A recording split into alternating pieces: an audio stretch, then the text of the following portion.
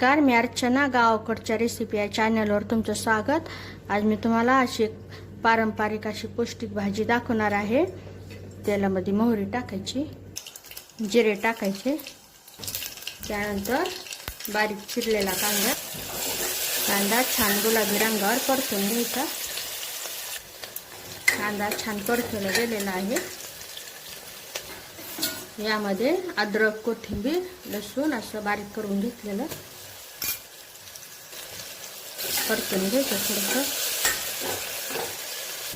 यामध्ये हळद, लाल तिखट आवडीनुसार थोडंसं परतून घ्यायचं. गॅसच्या कमी ठेवलेली आहे.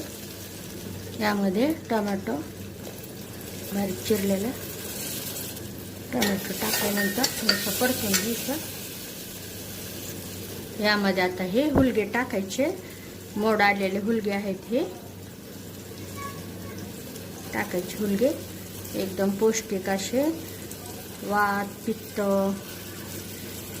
सर्दी यावर गुणकारी असे हे हुलगे बऱ्याच आजारांवर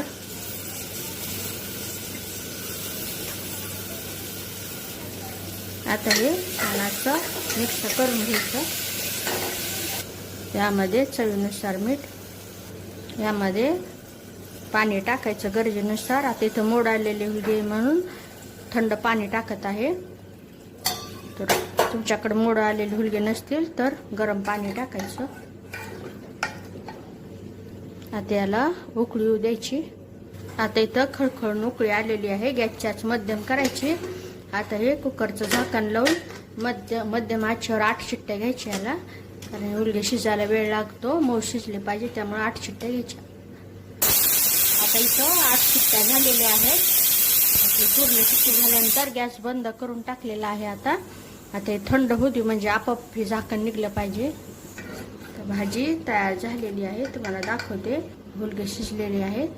एकदम या पद्धतीने शिजले पाहिजे, तरच खायला चवदार लागतात.